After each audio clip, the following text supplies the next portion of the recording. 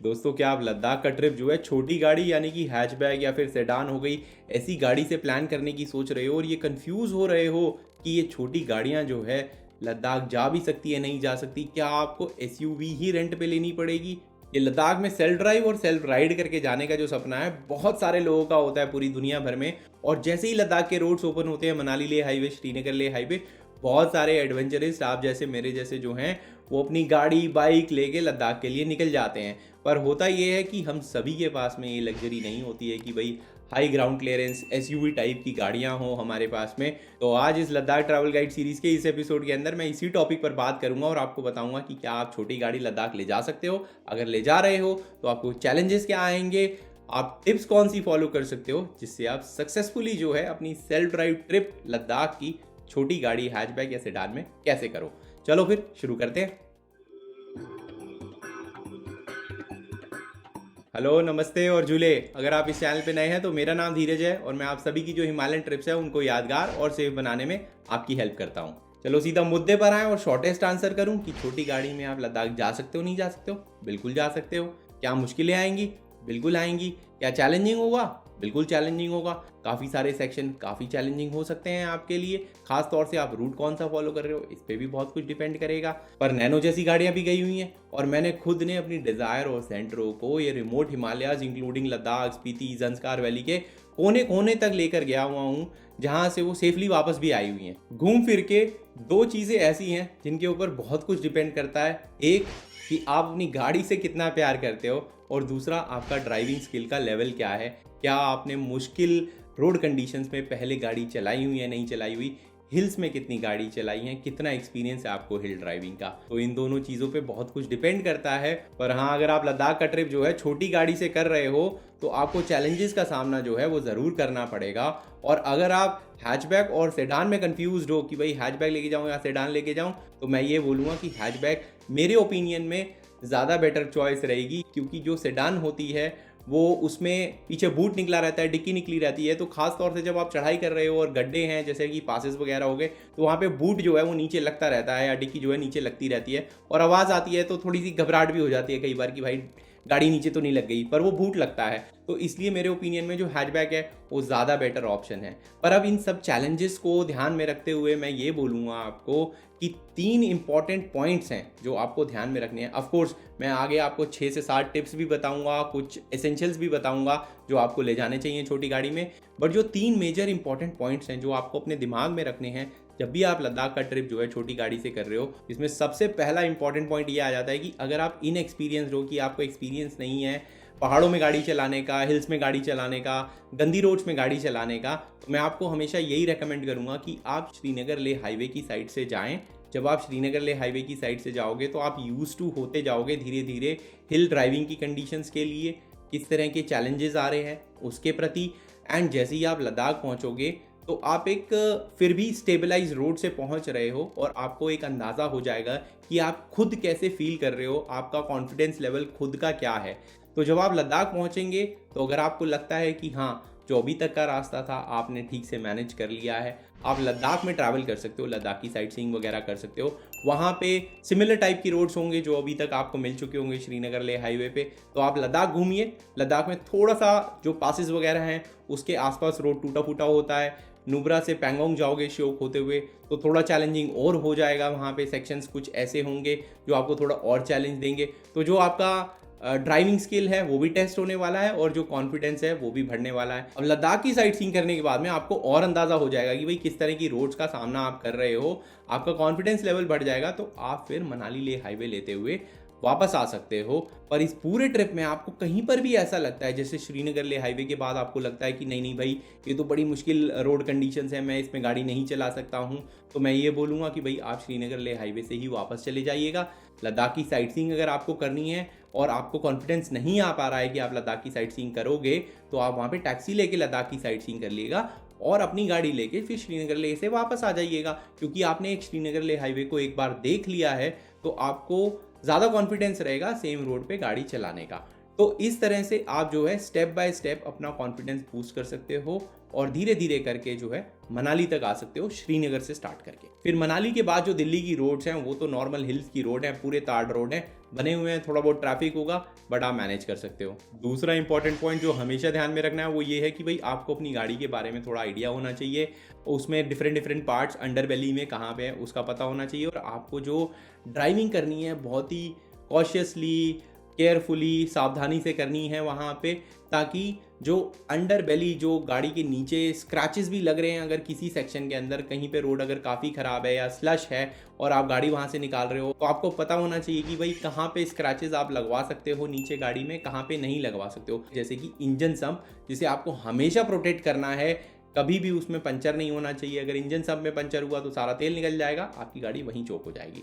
हालांकि रोड जो है बहुत इंप्रूव हो चुके हैं लद्दाख के अंदर पिछले कुछ सालों में, तो ऐसी नौबत कम ही आती है, खासतौर से जब कोई लैंडस्लाइड वगैरह होता है तभी ऐसी नौबत आती है, या फिर जो शुरुआत के महीने हैं जब रोड्स ओपन ही हुए होते हैं तभी इस तरह की रोड कंडीशंस की कंडीशन आती है। तो इसलिए थोड़ी सी नॉलेज लेके जाइएगा। और तीसरा इंपॉर्टेंट पॉइंट हमेशा ये ध्यान में रखना है कि अगर कोई ट्रिकी सेक्शन आपको लग रहा है यार आप कॉन्फिडेंट नहीं हो कि इसको सीधा पार कर लोगे, राइट, तो आप क्या कर सकते हो कि भाई आप साइड में पार्क कर लो गाड़ी को, देखो और लोग कैसे पार कर रहे हैं, आप ऑन फुट जाके या पैदल जाके भी उस सेक्शन को इंस्पेक्ट कर सकते हो और देख सकते हो कि भाई आप कहाँ से गाड़ी निकाल सकते हो। ठीक है, आप ये भी देख सकते हो दूसरे यहाँ से निकाल रहे हैं तो मेंटली एक मैप सा बना लिया रूट का कि भाई इस सेक्शन को ऐसे करके ये लोग पार कर रहे हैं तो मैं भी ऐसे करूँगा, तो आप उस तरह से उस सेक्शन को पार कर सकते हो। अगर आप ये 3 इंपॉर्टेंट बातों का ध्यान में रखोगे और आने वाली 5-6 टिप्स का ध्यान में रखोगे तो आप सक्सेसफुली जो है लद्दाख का हैचबैक से या सेडान से एक self drive trip successfully plan कर पाओगे। जब भी आप हिमालयस में ट्रैवल करते हो तो पूरी रिस्पॉन्सिबिलिटी के साथ ट्रैवल करो और वहां पे कूड़ा कचरा जो है वो मत फैलाओ। अब ये टिप्स खास तौर से हैचबैक या सेडान के लिए थे, पर कुछ कॉमन टिप्स पे अब बात करते हैं जो कि भाई किसी भी सेल्फ ड्राइव कार से अगर आप लद्दाख का ट्रिप प्लान कर रहे हो, चाहे वो एसयूवी हो गई, हैचबैक हो गई, सेडान हो गई, तो आपको ऐसे कौन सी इंपॉर्टेंट बातें हैं जो ध्यान में रखनी चाहिए। उसमें सबसे पहली बात ये आ जाती है कि जो भाई ओवर कॉन्फिडेंस है ड्राइविंग एक्सपर्ट होने का, उसको अपने घर पे छोड़ के आइएगा। ओवर कॉन्फिडेंस की लद्दाख ट्रिप में कोई जगह नहीं है। मान के चलिए कि ये बहुत रिमोट रोड्स हैं, रिमोट कंडीशंस हैं जहाँ पे हेल्प मिलना जो है बहुत मुश्किल होता है। तो अगर आप ओवर कॉन्फिडेंस को साथ में लेके जाएंगे कि भाई मैंने तो 25 बार रोहतांग पास करा हुआ है, 15 बार फलाना पास करा हुआ है, मैं रात भर में पूरा दिल्ली से मुंबई चला जाता हूँ, या मैंने 2000 किलोमीटर इतने दिन में करा है, एक दिन में, 2 दिन में, फलाना, राइट। अगर इस तरह का कोई भी आपका नोशन है, कोई भी इस तरह का आपके माइंड में थॉट चल रहा है कि आप बहुत बड़े एक्सपर्ट हैं, तो मैं ये बोलूँगा कि प्लीज़ उसको पार्क करके आएँ अपने घर पे, एंड लद्दाख के अंदर हर चीज़ का थोड़ा ध्यान रखें। खासतौर से अगर छोटी गाड़ी में है तो एक्स्ट्रा ध्यान रखना है, पर अगर एसयूवी में भी हैं तो ये और कॉन्फिडेंस नहीं होना चाहिए कि सामने पड़ा हुआ पत्थर जो है भाई मेरी एसयूवी के तो नीचे से निकल जाएगा। तो ध्यान दीजिएगा कहीं वो इतना बड़ा पत्थर ना हो कि वो एसयूवी में भी लग जाए। ठीक है, तो इस तरह का ओवर कॉन्फिडेंस जो होगा वो कुछ नहीं करेगा।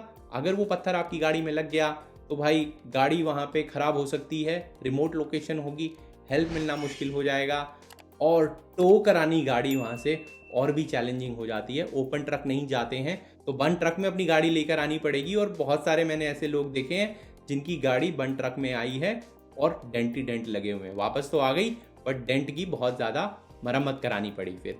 और इसी में एक और प्रैक्टिकल बात अगर बताऊं तो कई बार आपको ऐसा लगेगा कि भाई रोड तो पूरा सीधा बना हुआ है, ताड़ रोड बना हुआ है, मैं तो इस पर क्रूज़ करता हुआ भाई 70, 80, 90 की स्पीड पे चलाता हुआ जा सकता हूँ। बिल्कुल भी मत करना है ऐसे। होता ये है कि कई बार पानी बह रहा होता है, पाइप वगैरह लगे होते हैं, ठीक है, पानी बहता है पहाड़ों के अंदर, तो पाइप्स लगे हुए होते हैं रोड्स के नीचे, तो पास हो रहा होता है पानी उसमें से, बट कई बार क्या होता है रोड वहाँ पे नीचे धंस जाता है क्योंकि पानी बहता रहता है, तो वहाँ एकदम से गड्ढा आ जाएगा, और जैसे ही आप ब्रेक मारोगे तो हो सकता है भाई आपकी गाड़ी का जो एक्सेल वैक्सेल है वो टूट जाए, एकदम से झटके से गाड़ी लगे, जंप हो, कुछ भी हो सकता है। तो प्लीज़ इन चीज़ों का ध्यान रखिएगा, कॉशन से गाड़ी चलाइएगा, लिमिट में गाड़ी चलाइएगा।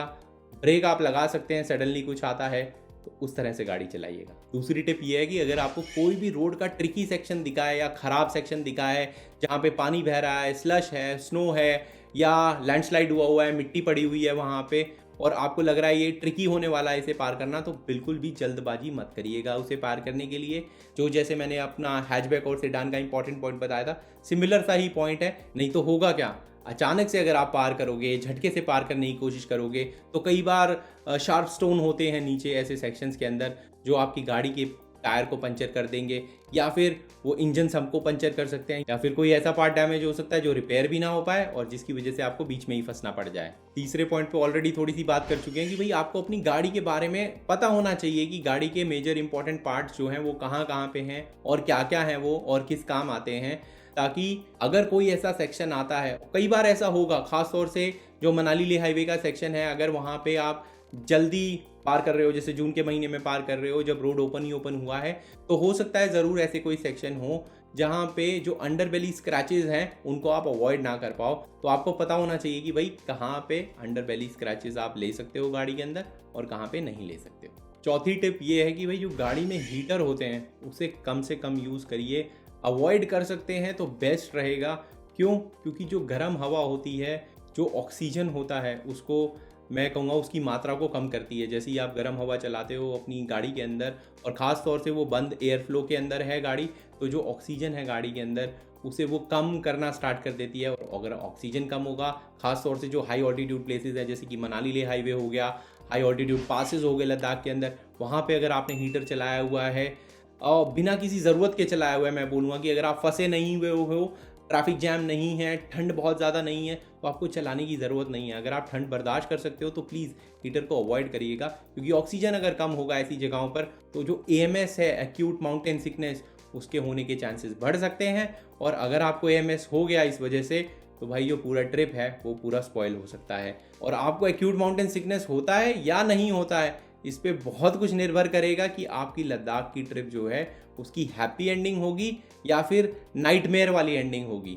पांचवी टिप, या फिर मैं ये बोलूँगा वार्निंग, सभी को पता है कि ड्रिंक और ड्राइव को मिक्स मत करिएगा, अल्कोहल अवॉइड करना चाहिए। हाई ऑल्टीट्यूड के ऊपर मैं ऑलरेडी बता चुका हूँ अपने AMS के टिप्स के वीडियो के अंदर कि अगर आप अल्कोहल पीते हैं तो AMS होने के चांसेस जो हैं बढ़ जाते हैं, ठीक है। तो एक्यूट माउंटेन सिकनेस तो हो ही सकता है, बट ड्रिंकिंग और ड्राइविंग को अगर आप पहाड़ों में मिक्स करते हो तो भाई जान का और बड़ा खतरा होता है। वैसे ही लीगल ऑफेंस है, राइट, पर पहाड़ों में एक गलती, एक चूक आपकी जान ले सकती है, दूसरों की जान जोखिम में डाल सकती है। तो प्लीज़ ड्रिंक और ड्राइव बिल्कुल भी मिक्स मत करिएगा पहाड़ों के अंदर या कहीं पर भी दुनिया में। और छठी टिप ये आ जाती है कि जब भी आप लद्दाख जैसी जगहों पे जो कि काफ़ी रिमोट है, हाई हिमालयस की, वहाँ पे ट्रैवल करते हो और आपको दिखता है कि भाई कोई मदद मांग रहा है, तो प्लीज़ बिल्कुल भी पीछे मत हटिए। चाहे वो धक्का लगाना हो गया या उसकी गाड़ी को पुल करवाना हो गया या बाइक को पुल कराना हो गया, पेट्रोल ख़त्म हो सकता है, आपके पास में स्पेयर पेट्रोल है तो वो आप दे सकते हैं, आपके पास में रस्सी है तो वो आप दे सकते हैं। आपको अगर मैकेनिकली सही भी नहीं करना आता है तो अगर आपके पास में स्पेयर पार्ट्स अवेलेबल हैं तो वो आप ऑफर कर सकते हैं। अगर कोई भी मुसीबत में फंसा हुआ है तो प्लीज़ इन रिमोट लोकेशंस पे जो हेल्प है बहुत ही कम मिलती है, और हाई ऑल्टीट्यूड में अगर आप ज़्यादा देर तक फंसे रहो तो जान का भी खतरा हो सकता है। तो आप ये मत समझिएगा कि एक नॉर्मली आदमी फंसा हुआ है वहाँ पे या फैमिली फंसी हुई है, कोई भी फंसा हुआ है, जान का भी खतरा हो सकता है उन लोगों को। और सबसे बड़ी बात ये है कि क्योंकि रिमोट लोकेशन है, खास तौर से अगर लद्दाख के इनर रूट्स में आप ट्रैवल कर रहे हो और वहाँ कोई फंसा हुआ है, तो भाई इक्का दुक्का आदमी ही हेल्प करने को मिलेगा। इसलिए जहाँ कहीं भी किसी इंसान को कोई ज़रूरत है पहाड़ों के अंदर, तो प्लीज़ उसकी हेल्प ज़रूर करिएगा। वहाँ पे आपको नहीं पता कि भाई अगली टर्न पे ही आपको ना ज़रूरत पड़ जाए, और ऐसा अच्छा बिल्कुल नहीं लगता है कि भाई आप घंटों तक वेट कर रहे हो ऐसी रिमोट जगहों पर और कोई आए भी और बिना हेल्प ऑफर करे सीधा निकल जाए। तो आप समझ सकते हैं अगर आप उनके शूज़ में होंगे तो आपको कैसा लगने वाला है। इसलिए प्लीज़ आपसे दरख्वास्त रहेगी